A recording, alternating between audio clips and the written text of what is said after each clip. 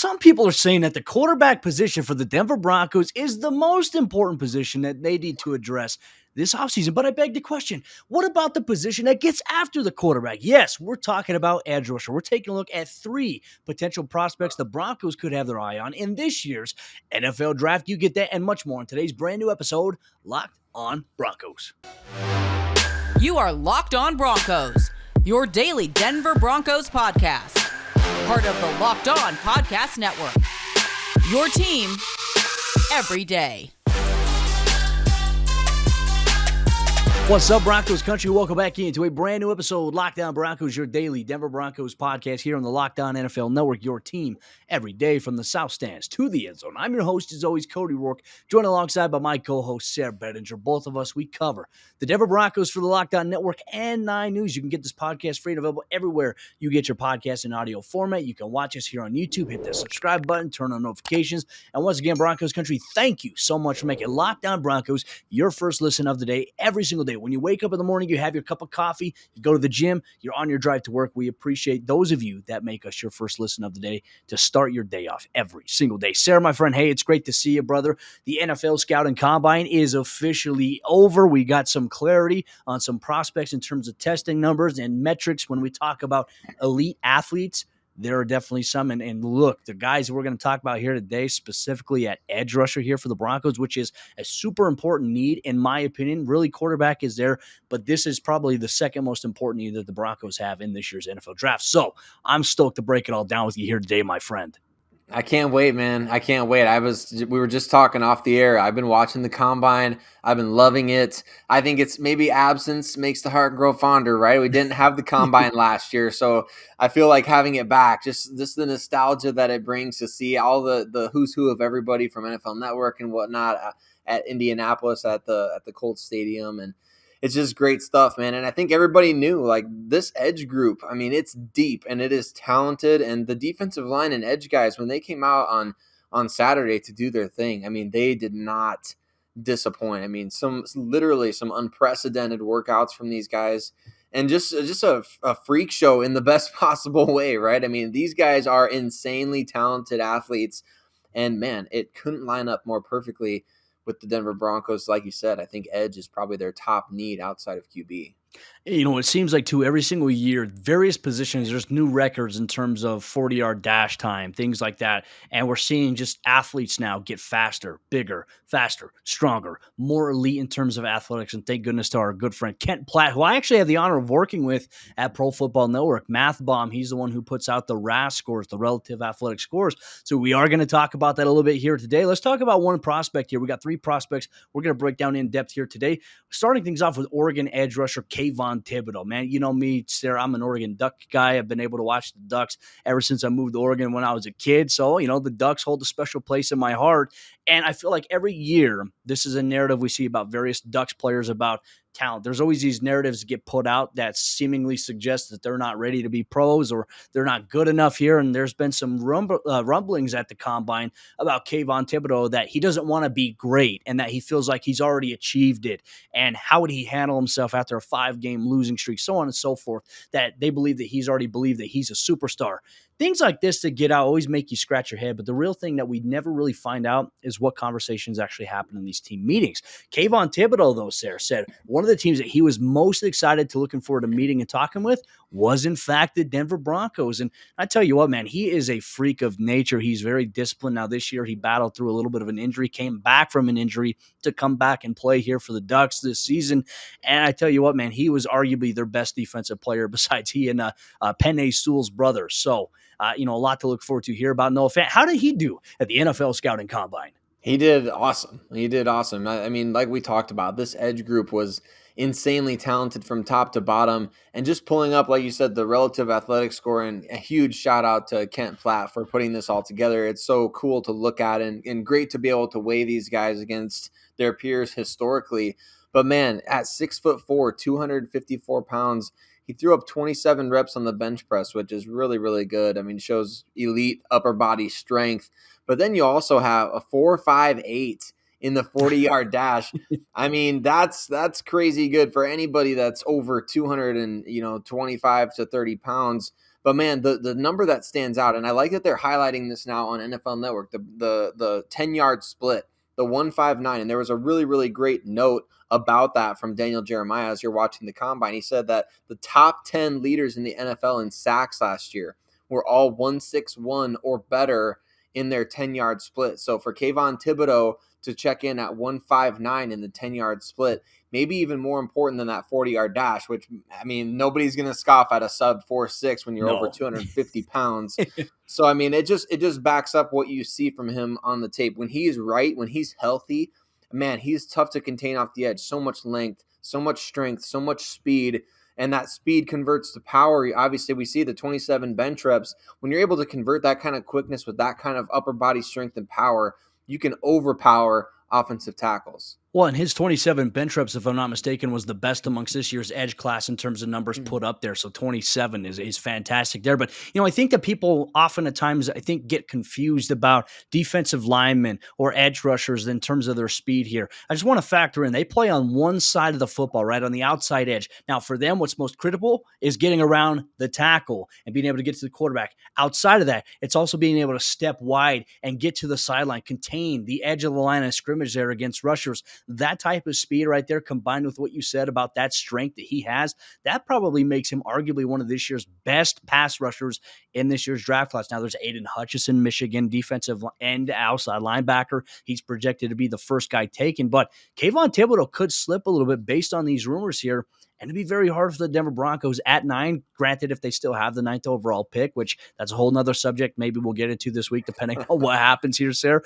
But, man, I tell you what, it'd be super hard. If he's there on the board, it'd be hard to pass up on him. Going back to his college production, 126 tackles at the University of Oregon, 35.5 tackles for loss behind the line of scrimmage, which means to show that, hey, he is a very damn good edge player. Nobody can run to his side without him getting there and disrupting it for a tackle for loss, 11 sacks, and 35.5 tackles for a loss behind the line of scrimmage, which means that it's super hard, Sayre, to be able to run to his side without him being there to disrupt things. Not only that, 19 sacks in 3 seasons at the University of Oregon. He will be a special player. But look, you always have to wonder when these rumors come out about a player, if there's any truth to them, right? And it's up to the player at this point to disprove those narratives, but people are leaking it out. Usually the combine and some of the stories that get leaked out have a lot to do with impacting a player's stock. And sometimes you always have to wonder if some of these things get leaked intentionally to allow a player to drop. That has been a practice that has happened so far at the NFL level. So Kayvon Thibodeaux in a Denver Broncos uniform, Broncos country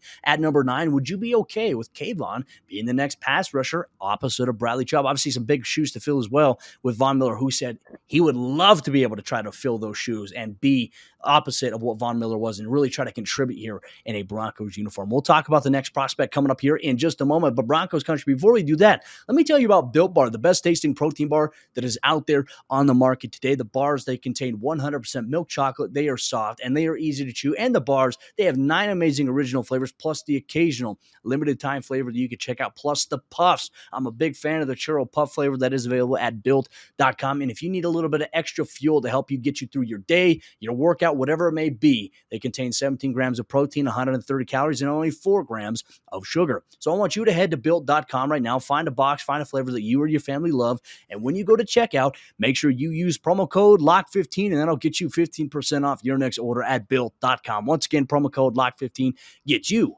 15% off at built.com.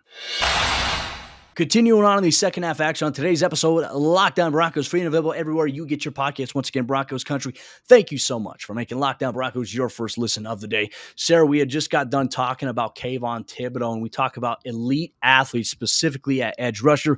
This next guy is also an elite edge rusher as well. When we talk about his metrics, his traits that he possesses, however, a lack of experience, I think, is a little bit, creating some skepticism about maybe where he can go, which could make him available for the Denver Broncos when they are on the clock here. Let's talk about David Ojabo, Michigan edge rusher here, opposite of Aiden Hutchinson. His combine numbers here, when you look at it, his 40-yard dash was 4.55. That's fast right there. We talked about Kayvon Thibodeaux, 4.58. 4.55 is really good. And when we talk about just going back and looking at the metrics here of these edge rushers, they play contained to one side of the field, and obviously they have the ability to pursue to the other side.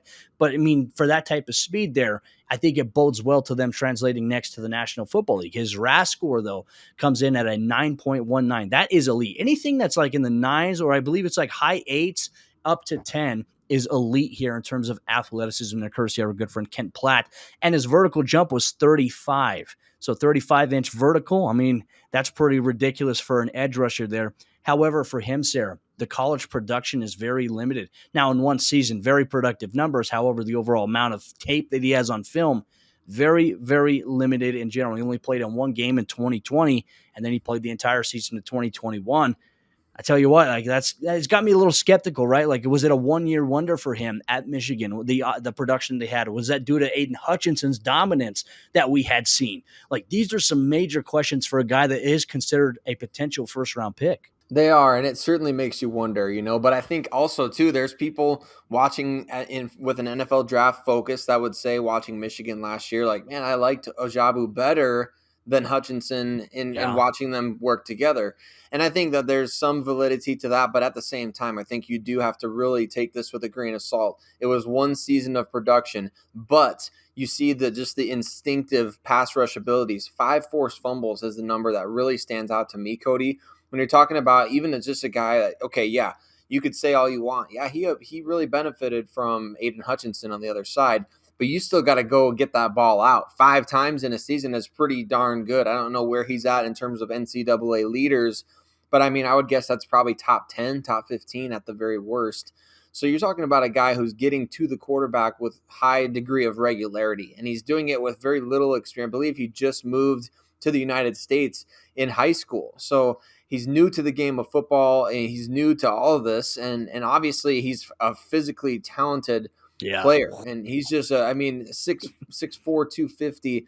So when you look at him and you look at his relative athletic score, it looks like he scored right under a 9.2. And that's with below average and even average size. So 6'4", 250, that doesn't put him among the top tier of size in terms of edge guys. That just goes to show you if his RAS overall is elite, the fact that he did that without having ideal size at 6'4", 250, that's really impressive. A 35 in the vertical, over 10 foot in the broad jump. Those are things that you look for. And why do you look at those things? Because he's explosive. I mean, he's explosive and he's strong and he's powerful.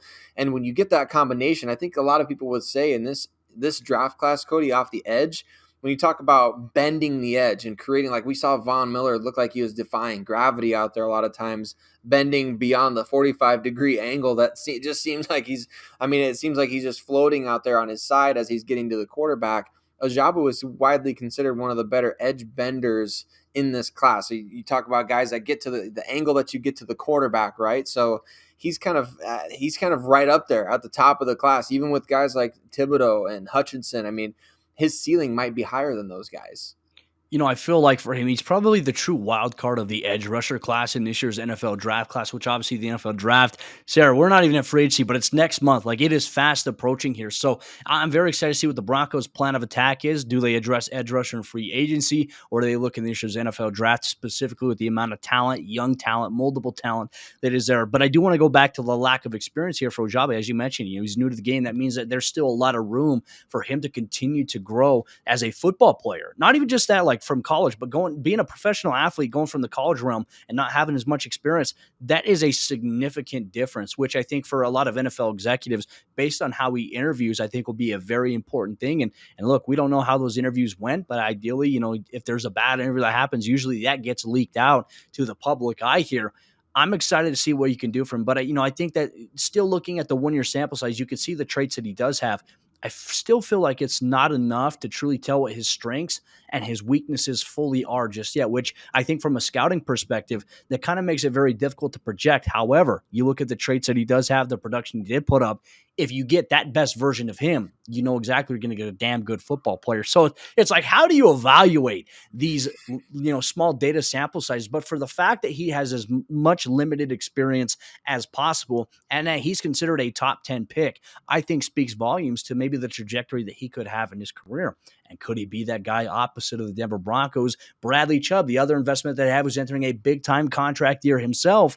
And if he has a good season, look, Denver could get to that dynamic pass rushing duo, Sayre, that we wanted to see with both Von Miller and Bradley Chubb. Could it be Bradley Chubb and somebody else? That's a question we're going to ask going forward. But next, we're going to take a look at another prospect that the Broncos have their eye on potentially. And a lot of the mock drafts have seemingly rumored this player to Denver, not to mention George Paton's interest in a pass rusher last year in the NFL draft. Missing out on him could lead us to believe this one guy could be on the radar. We get to that coming up here in just a moment. But before we do that, let me tell you about BetOnline.net, the sponsor of today's episode, Locked On Broncos. Football might be over for the season, but basketball is in full steam with both pro and college hoops. It's tournament season right now, and BetOnline.net is the place to be. From all the latest odds, player performance props to where the next fired coach is going to land, BetOnline.net is the number one spot for all your sports betting needs this season. And BetOnline, they remain the best spot for all your sports scores, podcasts, and news this season. And it's not just basketball. BetOnline.net is your source for hockey, for boxing, and UFC odds, right to the Olympic coverage, and more. So head to the website today or use your mobile device to learn more about the trends and the action. BetOnline, where the game starts. As we enter the fourth quarter on today's episode, Locked On Broncos, once again, Broncos country, thank you so much for making Locked On Broncos your first listen of the day. If you are watching this right now on YouTube, it would mean the world to both Sayre and I if you hit the thumbs up button, you like this video, you comment for the algorithm, and you also share this with a member in Broncos country that you know. Share this podcast with them. If they don't know what it is already, if they've never listened to Locked On Broncos, put them onto it. We love you forever more than we already do. We love you a lot, Broncos country. Thank you so much for helping make Sayre, Bedinger, and myself part of your day every single day. We really enjoy the interaction we get here on the podcast. Like I said, means the world to us here. Sayre, another prospect here, the final guy we're going to talk about here today, because realistically, we want to take a look at the top three guys here. Jermaine Johnson out of Florida State has seemingly been linked to the Denver Broncos in a variety of different mock drafts by various analysts out there, but you can't help but just look at his production and how dominant he was at Florida State. Now, you brought up a good story, when we were off here before we started recording about the Broncos' interest in Jaelan Phillips last year. Maybe George Paton trying to get into the back end of round number one here. Obviously, the Dolphins were able to secure him. Kind of makes you wonder if the Broncos are looking at Jermaine Johnson kind of in a similar fashion. But then again, like his numbers are off the chart here when we talk about combine numbers. His 40-yard dash, same as Kayvon Thibodeaux, 4.58. His vertical a little bit lower at 32-inch vertical. However, his broad jumps at 10.5, and his RAS score outside of that is higher than anybody else we've talked about here today at a 9.86. That is an unofficial. But the interesting note here from Kent Platt, he says that ranked 31st out of 2,188 linebackers from 1987 to 2022. Ridiculous elite athletic traits right here for this guy. And we know, Cody, that's what George Paton loves, don't we? And I made the comparison to Jaelan Phillips. I feel like just watching Jermaine Johnson play, you see similarities in their game. So let's look at the relative athletic score and just talk about metrics really quickly. They're almost the exact same size. Jaelan Phillips, 6'5", 260. I believe he's taking a couple pounds there from Jermaine Johnson. 40-yard dash time, 4.58. 10-yard split, 1.59. Vertical, 36. So the relative athletic score for Jaelan Phillips is 0.01 higher than Jermaine Johnson. And they're roughly the same size, roughly the same metrics in every way. And like we talked about, that was a player that George Paton tried to trade back into the first round for last year. So in an alternate universe, there's no Javonte Williams on the Denver Broncos, and there's Pat Surtain and Jaelan Phillips on the Denver Broncos. So it just makes you wonder, what does that make, what does that lead to in the 2022 NFL draft? So as you said, if the Broncos have their 9th overall pick, we'll see what kind of happens there. Jermaine Johnson is that guy. He's that guy that could very well be there, that has the combination of high RAS score, production at the college level. People forget, this guy was on that vaunted Georgia defense before transferring to Florida State, which, what's in the water there at Georgia, Cody? I don't know if you have any inside information. Maybe we'll have to talk to our buddy Brooks Austin at some point about that. There's something in the water there. Those guys tore up the scouting combine, and Jermaine Johnson, the fact that he wasn't on that team last year that won the national title Could you imagine? is pretty insane. Oh my gosh. It's crazy. They probably would have shut down everybody. I mean, their defense was really good and shut down a lot of teams, but they probably would have dog pissed everybody there.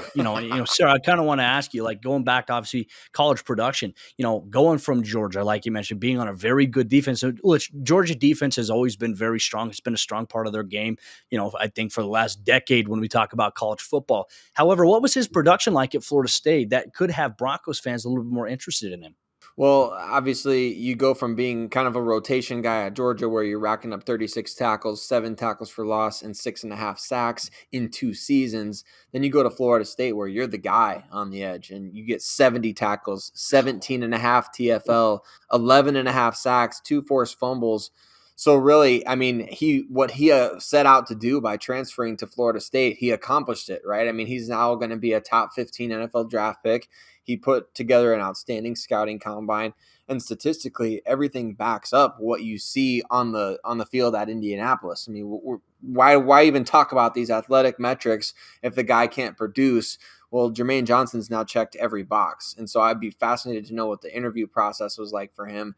But man, when you talk about the whole package, size, speed, explosiveness, production, at multiple spots, really, I mean, he's everything that you're looking for. So if the Broncos keep pick number 9, Cody, I would be less than shocked. I would be shocked to be the opposite of what I would be if Jermaine Johnson was the pick, because he makes a lot of sense. We'll see what the Denver Broncos have in plan for the NFL draft at the end of April. Plus, we have free agency coming up here. Broncos country, we're taking a look at edge rusher here for this team because it is arguably the most important need that the team has outside of quarterback. As George Paton says, Broncos quarterback situation is sitting at a 10. We know edge rushers probably at a 9.5 here. They need somebody opposite of Bradley Chubb to be able to get after the quarterback, specifically with the guys that they have on the back end of that defense and that secondary. They have a lot of talent and a lot of potential defensively to be one of the top units, and a lot of questions now. A first-year defensive coordinator, obviously Dom Capers helping out with the Giro Evero here. But for the Broncos, getting after the quarterback is a must, according to Evero. Will that happen? That's going to be something we take a look at. Plus, this week, could the Broncos finally get their answer at the quarterback position? The rumblings coming from the NFL Scouting Combine suggest that the Broncos will have clarity as to what they want to do at the quarterback position moving forward. We'll talk about that and much more this week here on the Locked On Broncos podcast. Once again, Broncos Country, thank you so much for making us your first listen of the day. Both Sayre Bedinger and myself will be back tomorrow for a brand new episode, Locked On Broncos.